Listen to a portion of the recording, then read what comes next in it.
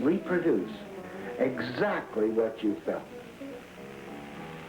if you really worked at it. I achieved it not only spending a lot of time at the keyboard, but finding ways I could make my fingers reproduce my deepest feelings. It meant when you hit a note with a finger, you sank into that note all the way to the bottom of the keyboard until it went pow, right? It's not instant composing. It's not following any kind of a formula.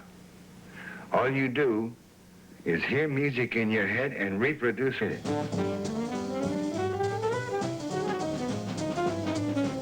Well, he was a very brilliant guy, and he showed me a direction that I didn't know anything about as a youngster. I just liked the music and wanted to play, and he was very serious about it, you know, so all the people, even to a fanatic degree, that were associated with him over the years, even up to this day when he's gone, his body, he's dropped his body, but his spirit is still around very strongly.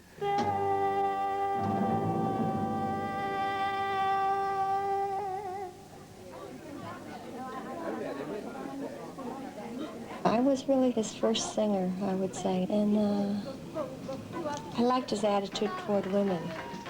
I never felt less of a musician because I was a singer, and I think a lot of that came out when I was studying with Lennie. He made me feel as important and as welcome as any of the other musicians that joined in the sessions.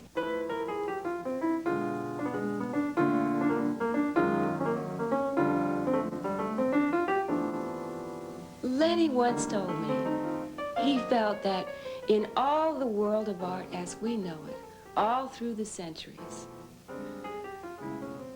there was a dimension missing. And that was the dimension of women.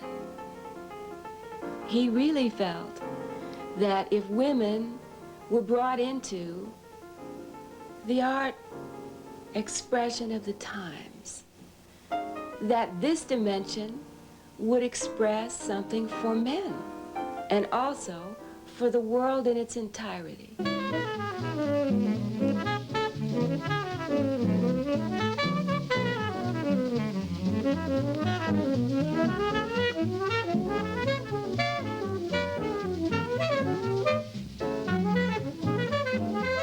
I would have to say the subject is larger than the person. I mean, Lennie was offering training in a subject much larger than Lennie Tristano. He's the very best friend I've ever had in my life.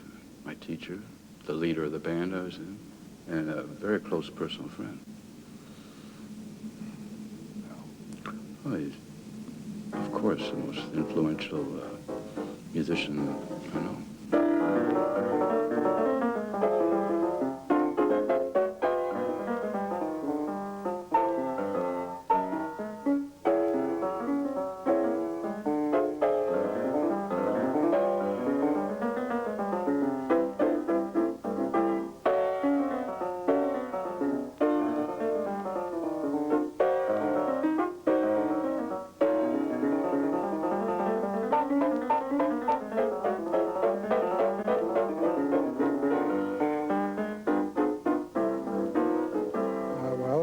A lot of things in life was a kind of a lucky accident.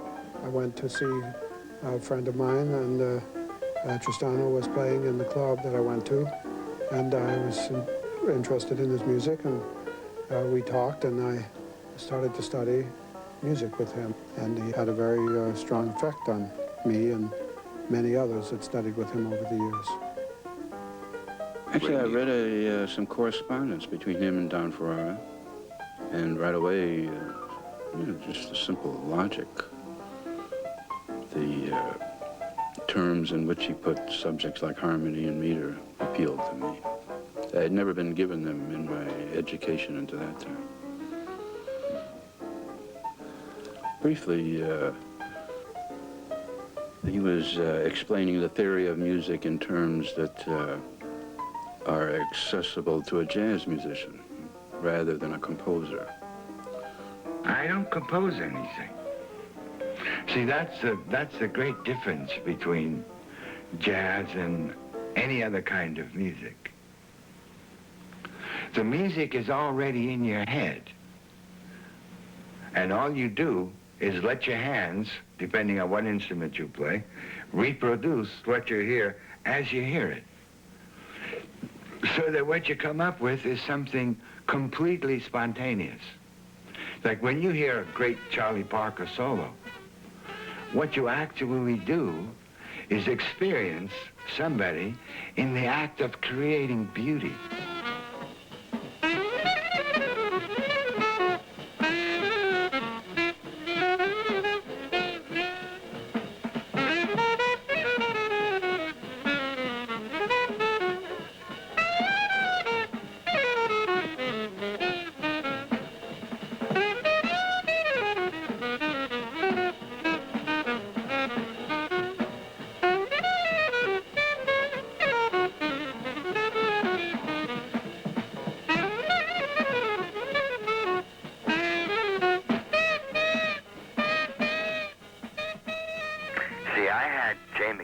Records in 1940 and 41. It was laid on me by a black guy. And he said, I want you to listen to Charlie Parker. So I knew about Bird, and I met Bird in 47, and they put this battle of the bands together, and Barry included me. They did a broadcast for Barry Ulanov.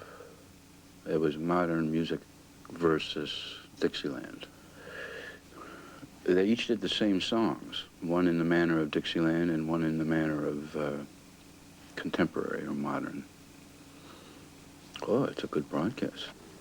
United States Savings Bonds and the Mutual Network present Bands for Bonds, featuring the winners of Bands for Bonds' unprecedented Battle of Jazz, Barry Ulanov's and his all-star metronome jazzmen.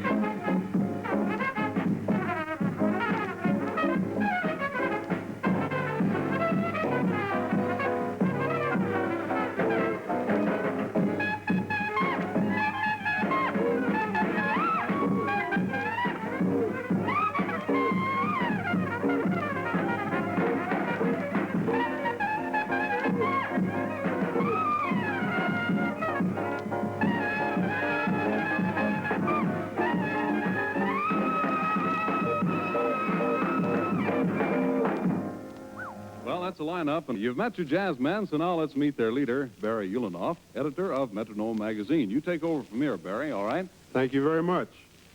Now, one of the things none of us at this end of jazz is ashamed of is novelty or newness. And one of the very great new names in jazz is Lennie Tristano. To some people, he came out of nowhere, but then Chicago, Lennie's hometown, is not nowhere, as the large mail we got from Chicago on our first two broadcasts proved.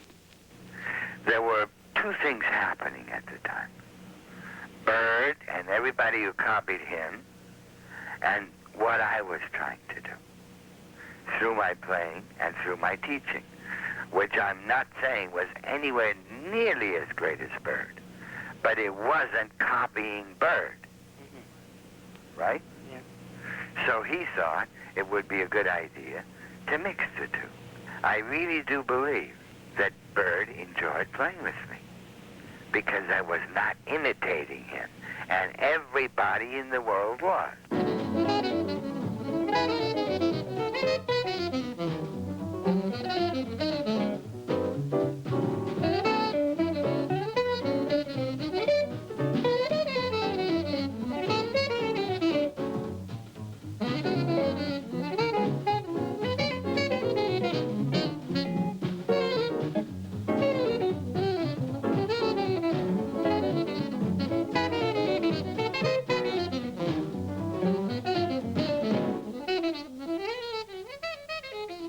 Lennie's one of the few early musicians who didn't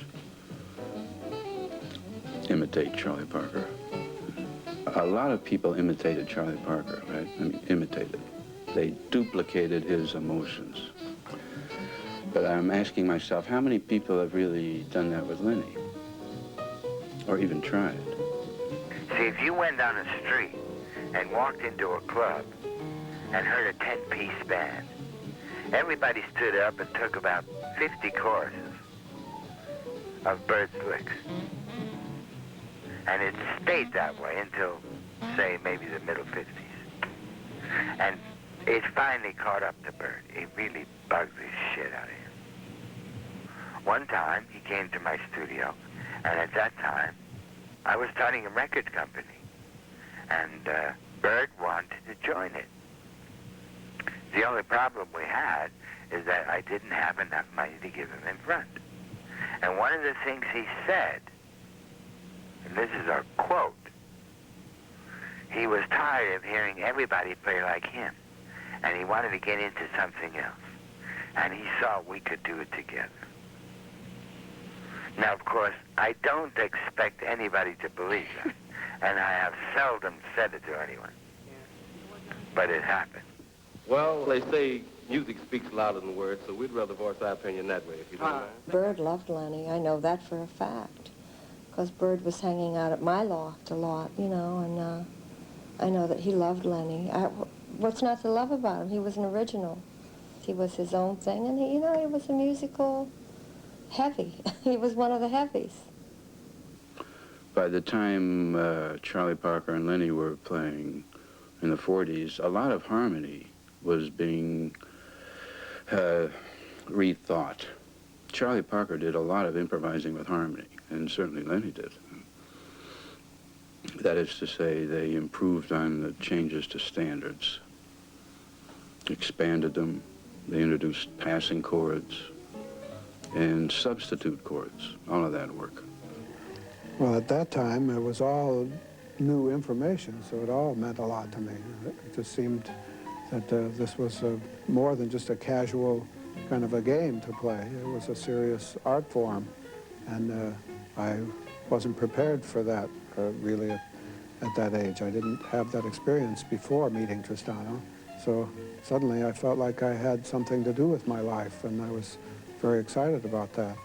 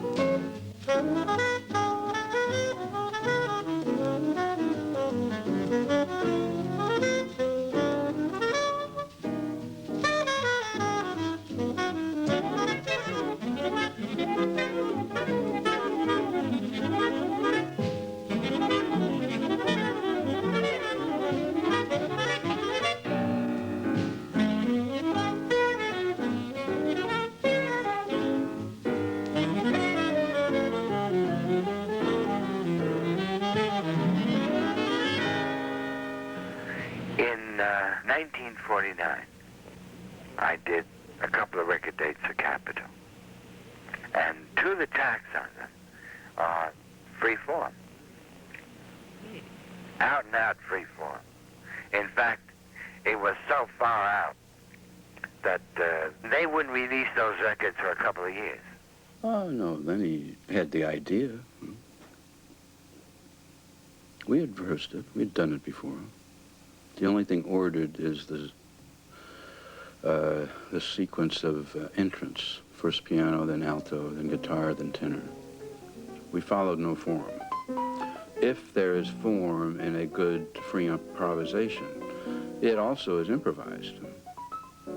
It's not the standard 32 bars. It's not sonata form. It has a unique form if it's valid music. So that's the thinking. And finally, form itself could be improvised.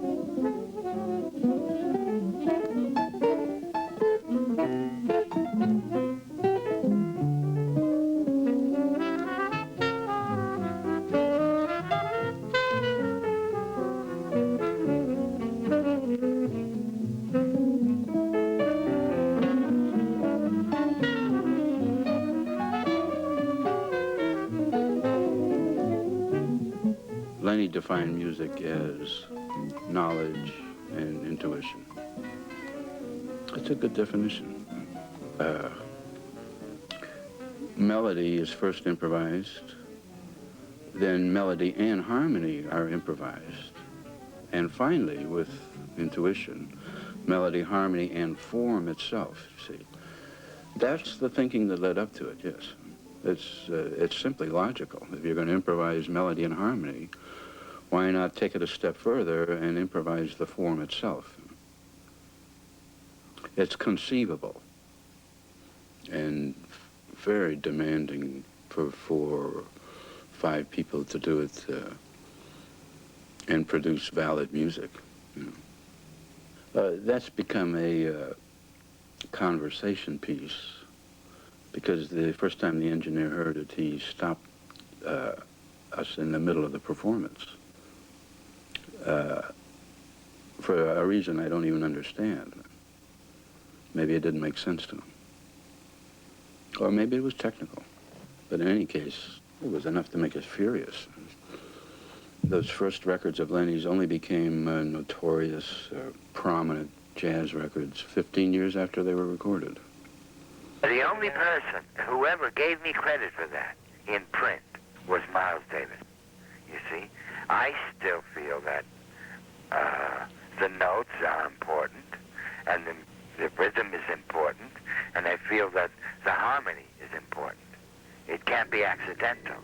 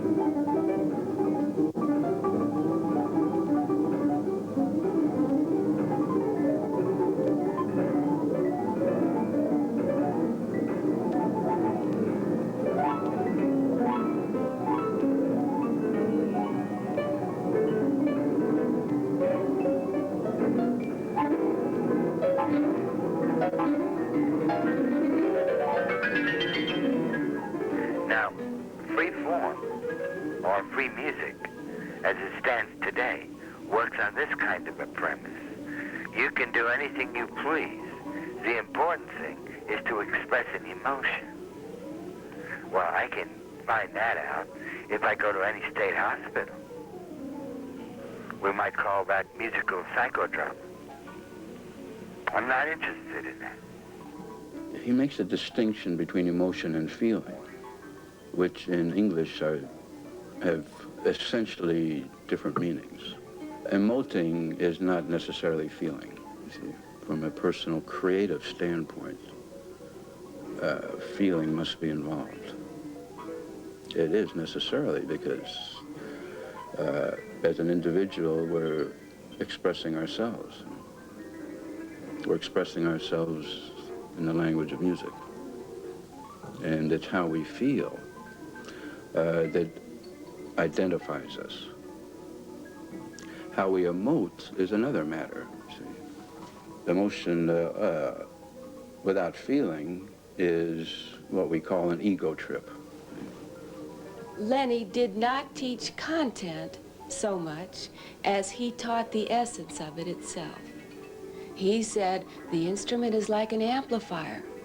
The music is going through your mind, and you feel it, because sound for a musician is inseparable from feeling.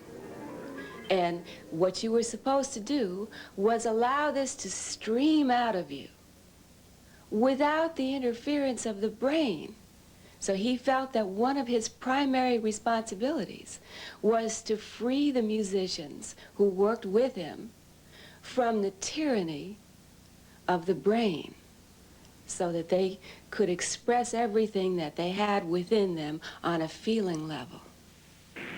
That when you're playing the piano, your obligation musically is much more than just reproducing notes or with a certain overall touch, which Art had. You know Art Tatum? He had a good overall touch. So did Teddy Wilson. But Bud went way beyond that. Every note meant something special.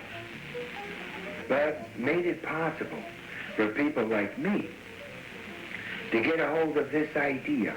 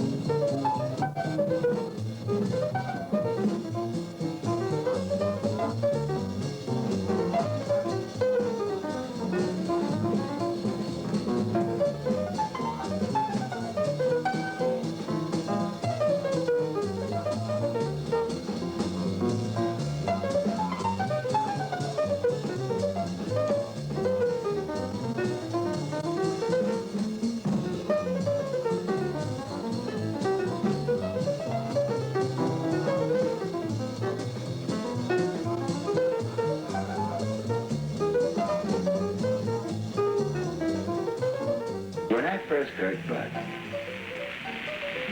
and this was live, of course, the first thing that happened to me was being completely aware and absorbed by this fantastic energy in his playing and the effect it had on what he was playing. It transcended what you could do with a piano, you see? I mean, if somebody said, you could do these things that Bud does with a piano, before I heard Bud, I would not have believed it. I could sock a few notes in there, you know, because I already made some records, and I was into a lot of things. But Bud gave me an idea. Okay, so when I heard Bud, and I told you, I played opposite Bud a lot, it began to get into my own feeling and my own approach to a keyboard, which is to say that you not only transmit what you hear, but what you feel on the most profound level, which means your fingers have to reproduce not only sounds, but feelings, which is fabulous when you think of a piano, which is nothing more than a big pile of junk.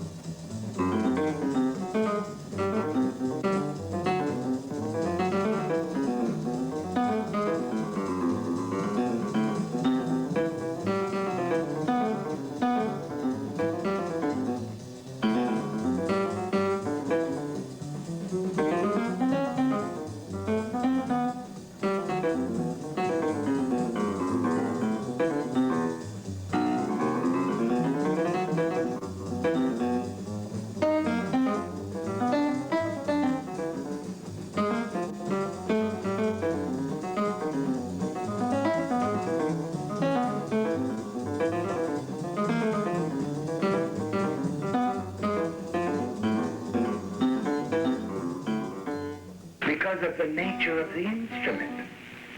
You've got this split second to hit that key and make that sound reflect where your feelings are.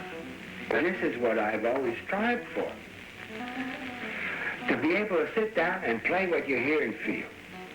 But since I hadn't heard it, it was very difficult to get to it. But after I heard Bud, that changed everything. Lennie had one of the most extraordinary characteristics I have encountered. Lennie Tristano was preoccupied with other people. If you were going to have a conversation with Lennie Tristano, it was going to be about other people. He would almost never talk about himself, very rarely. And it wasn't through reticence. This was just how he was. And in fact, I know that Lennie felt that the subject of art was of such importance. I think he felt that the survival of humanity depended on art as an expressive force within the culture. And he identified with that completely. Lennie was well-read. He loved to read, and certainly well-educated. And he had 3.5 years at the American Conservatory in Chicago before he decided he would become a jazz musician rather than a classical musician. He had studied it very thoroughly for himself, and he was able to do it really great, to a great depth when he was doing it. And I feel very fortunate to have been close to him and to have learned those things. And sometimes when someone asks me, what was it that you learned from Tristano? And I can't just say, like in terms of chords or ideas or something. He, I think, basically was concerned with trying to give you basic information, technology, to prepare you to deal with the subject, in this case, playing songs with the ability to find out the essence of the song and play a personal variation of the song.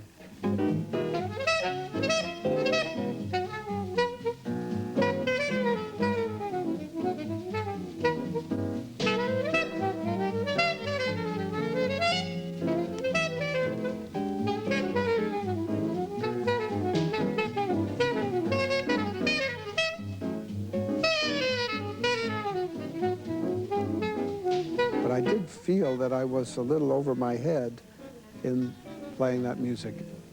My spirit would take me out above my understanding frequently, and then I would try to figure out what the hell happened, you know, and it took me a long time. I'm still trying to figure out some of that.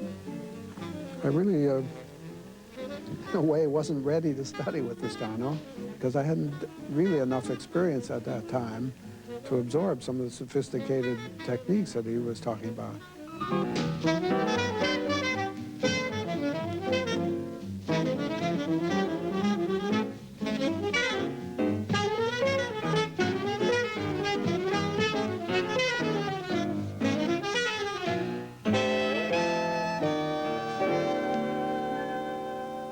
Unlike most educators, he did not rely on a method or a system. His teaching was very open, and he approached each person as an individual, and he would teach each person in a different way. In fact, I think he felt the key to teaching improvising was to be as open and spontaneous with it as an improvising musician, as a player. And of course, you know, improvising means the unexpected. So working with someone's creative feeling, that can go in any direction at any time, and he was always very aware of that. The way he taught or evoked response from his students, everyone came out different. Connie Carruthers is entirely different than Sal Mosca, who's entirely different than Liz Gorell, who's entirely different than Ronnie Ball, you see. Remember, Lennie doesn't really have what you'd call a style or a way of playing that everybody has to duplicate. It's not like that. He was really teaching the elements of music, training musicians to perform the various rudiments of music, just making competent musicians out of them. Competent is one of Lennie's favorite words. Musicians should be competent.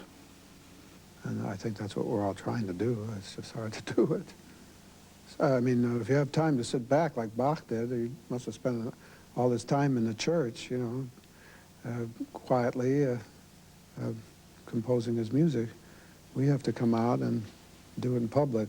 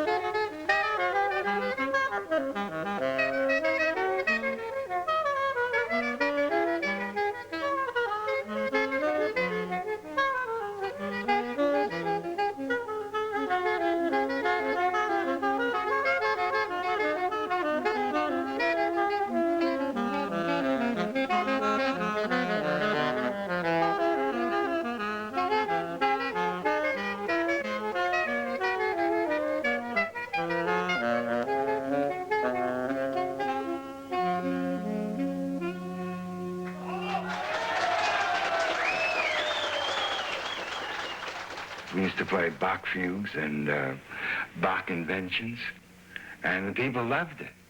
They really loved it. Bach with a jazz feeling is very beautiful. I'm not sure we didn't even start the revival of Bach in popular music. He wanted you to know music. Know acting. Know it. Really know it. And by the way, that's what put most people uptight. There are a lot of trainees, musicians, who will not sit still for that, especially in jazz, where discipline is not the order of the day. Emotion is usually the order of the day in all but the fine musicians who go beyond that and really learn their music. One way or another, they end up learning it.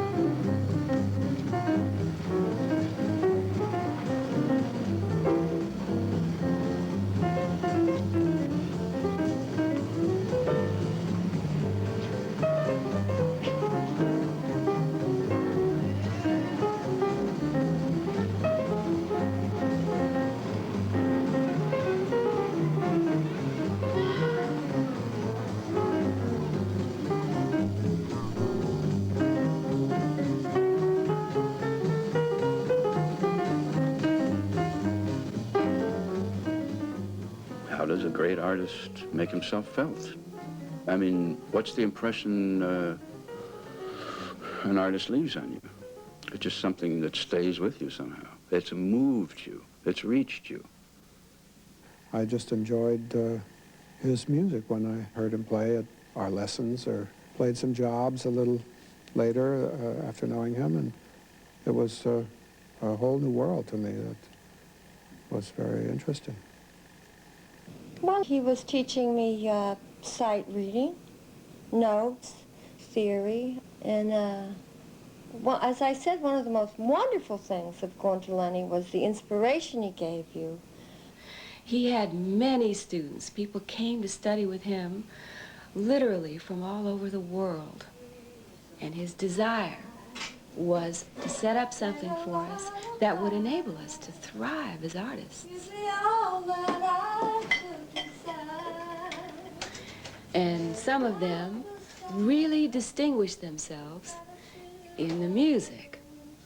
I think one of the most extraordinary musicians in the history of this art form is Sheila Jordan. Now, you know, the voice is really an extremely difficult instrument. Actually, the voice may be the hardest instrument of them all, especially in terms of being a creative artist, which is what Sheila Jordan has really achieved. I was looking for a teacher, and Charlie Mingus recommended Lennie to me. I said, I really would like to go to a teacher, not to necessarily learn how to sing, because I'm a natural singer. I've sung since I was 3 years old, but for somebody who could direct me. I knew that my idol was Bird, but I needed somebody to lay it out for me. And Charles Mingus said, well, you know, you really ought to study with Lennie. And I said, well, he's not taking singers, you know. But he said, well, you never know, you know. I mean, I think he would take you. And when I first went for my first lesson, I'll never forget it. He said, well, he said, you know, one of the first things I'd like you to do is to sing a bird line. He said, I'd like you to learn a bird line. And I said, well, which one, you know? I think it was to Embraceable You. And I said, well, I know it. And he put the record on and I sang it. And he was very surprised. Even Lennie was surprised. He said, you sing the bird lines better than anybody I know. And that was a wonderful compliment. I don't know. I never remember that one. I remember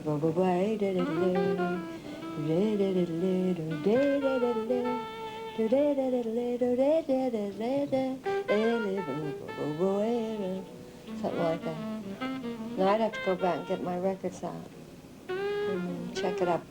Yeah, he knew the right ones to tell you to listen to. They all sang with Bird, they all sang with Roy, they all sang with Prez. Now you really had to sing with Prez, you know. From the beginning, I was singing with the great improvised solos that were on record. People like Billie Holiday, Lester Young, Charlie Parker, Roy Eldridge, Charlie Christian, and Bud Powell, and Fats Navarro, the people who he thought were really great and could teach someone about improvising on a feeling level, and at the same time expand their ears, because you know, if you're going to sing with a record, you have nothing to lean on. You have no sheet music to read, and you can't really rely on your brain because you're not memorizing it. You're singing with it. Only your ears are going to give you the notes. I mean, you're standing there naked with your voice, no instrument. Does it sound musical? Yeah, of course. So it's a terrific, natural, real way of training the ear in the way that you need if you're going to play everything that you hear spontaneously. You cannot fake anything with your voice. You can push a key on the piano and make pitch, but you must do it with your inner faculty for hearing, to reproduce with the voice what's in your head. It's as simple as that.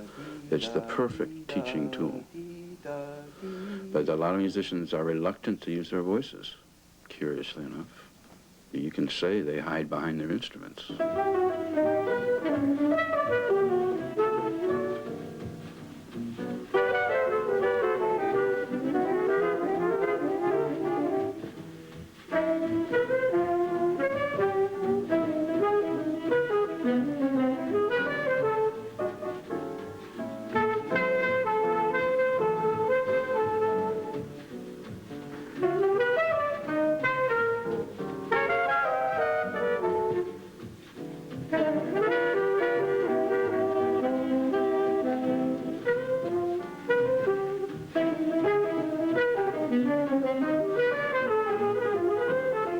317 East 32nd Street.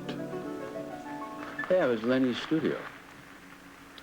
It's a studio where he had his private practice and sessions on Wednesdays and Saturdays for any or all of his students.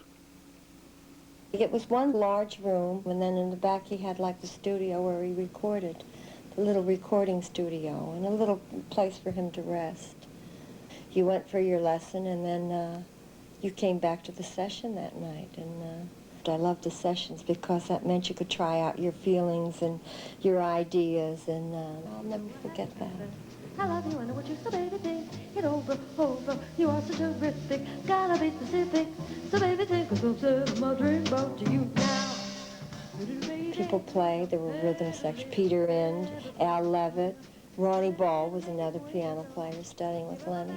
Warren, always Warren, Ted Brown, Sal, as I said. And if Lennie really felt something was really beginning to happen, like a new direction was happening, he'd sit down and play, and it was wonderful.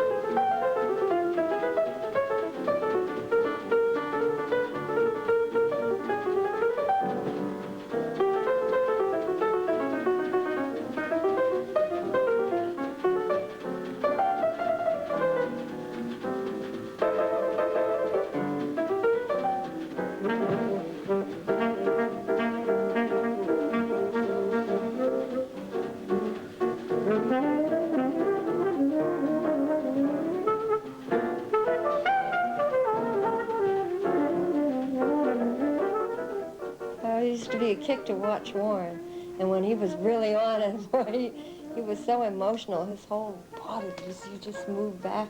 You know, it was wonderful to watch him play. He was really something to see, and of course here. These sessions would go on until wee hours of the morning. It'd be daylight, and we'd walk out of the studio.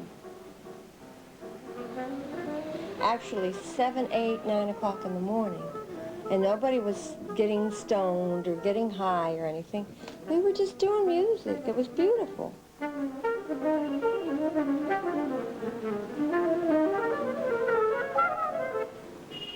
We thought as part of a group, not as stars, which became pretty common soon after. You know. It means being able to share a sense of rhythm with the other players. And it means being able to relate harmonically, to be in harmony with the other players. It's not just a matter of thinking the same chords. It's literally the sense of being able to function in harmony with another person.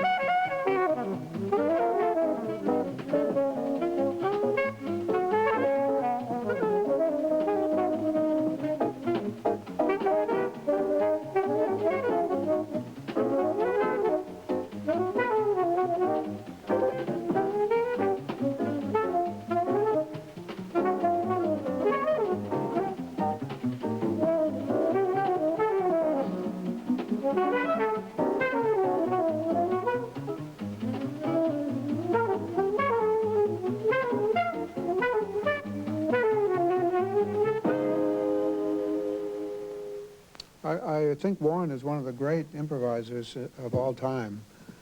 And it's amazing to me that after all these years, there are still a few people that were moved enough by that music to not understand why we're not still doing it and whatever. The fact is that we don't play together anymore, and it's unfortunate because that's a rare privilege to be able to play with people. It's not easy to just get together. Well, we're to some extent working in different mediums already. He's worked with an enormous variety of groups, which I don't really care to do any more than I have to. Well, we were entirely different people with different experiences, you know, and we both studied with Tristano and had the opportunity to play in his band, so there was that common ground, but we were really totally different people. And look at how intimate the relation is between musicians who improvise together, you know? If it's going to make sense, it has to be adult thinking all the way, and an adult relationship. It's not one-nighters, you know. It's people who will spend time together, which is, you know, not too common. I know there were some people that studied with Tristano for 20, 25 years, and that sounded a little bit much. I know you're supposed to stay with the master for a length of time to really learn your lessons, but that sounds like a bit of an exaggeration to me. There's something else involved there, I think. But at any rate, everybody has to do what they have to do. I had to try to do my own things. I felt that I just wanted to find out what it was that was meaningful to me, away from that kind of a strong influence, as I think one must do eventually.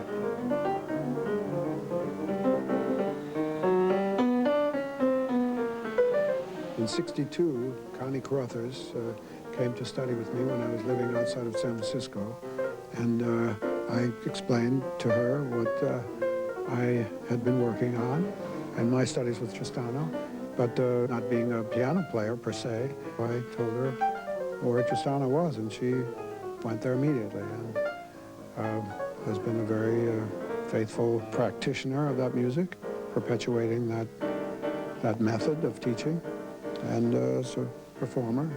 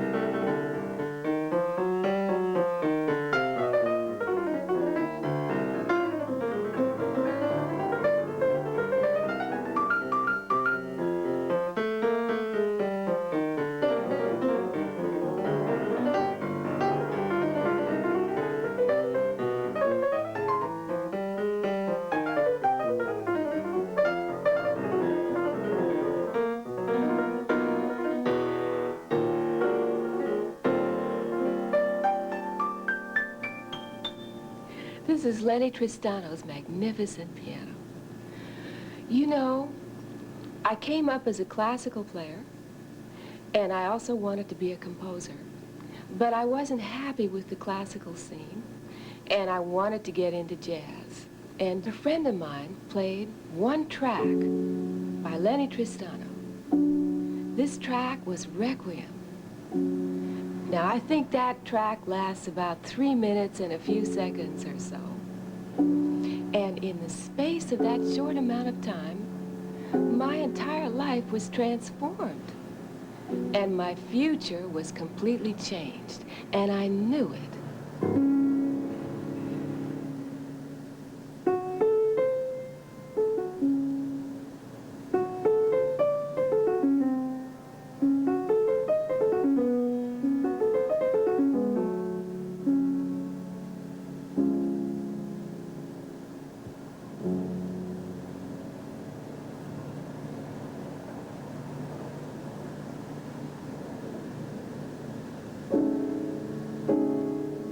When I heard that single track, I knew a lot about Lennie already.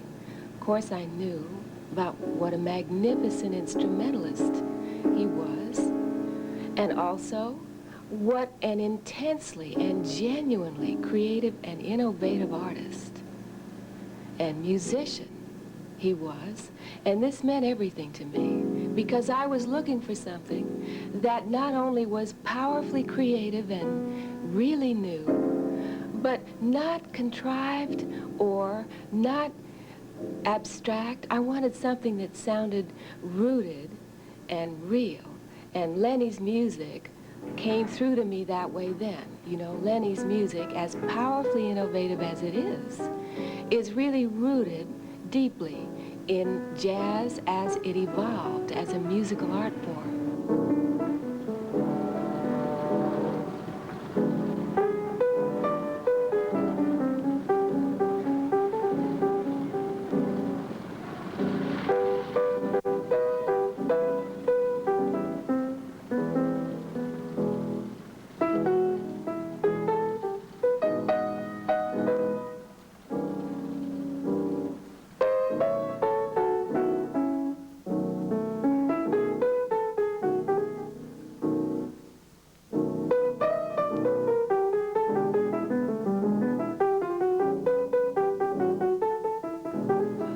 Started out, I was working on some basic things. Actually, the first thing he had me do was to separate my hands, which I had never done before. Even as a child, at my first lesson, I had my hands together. So he told me to only play with my hands separated for a while. And I had to really work